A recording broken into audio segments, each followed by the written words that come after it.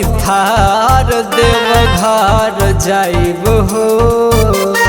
हर हर महादेव। आइल बा सावन सैया बुक कदी थार देवघर जाइब हो।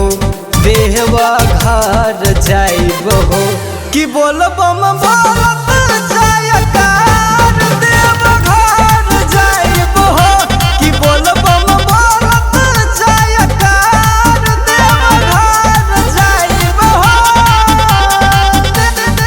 देवघर जाइब हो।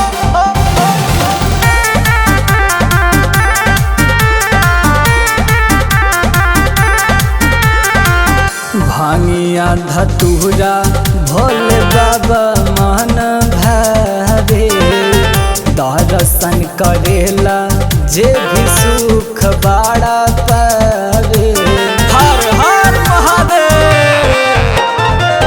भांगिया धतूरा भोले बाबा मन भावे। दर्शन करेला जे भी सुख बाड़ा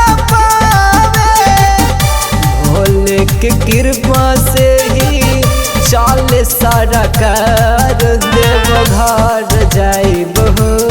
देवघर जाइब हो कि बोलबम बोलत जायकार देवघर जाइब हो कि बोलबम बोलत जायकार देवघर जाइब हो।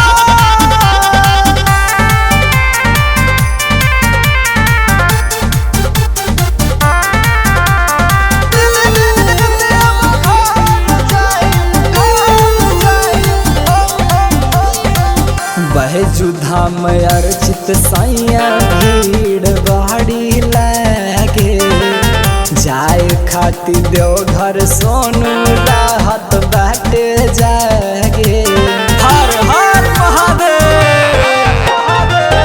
बैजुधाम अर्चित सैया भीड़ बाड़ी लागे। जाए खातिर देवघर झापू राहत बाटे जागे। चौहान से कहा ले ले थार देवघर जाइब हो। देवघर जाइब हो कि बोलबम बोलत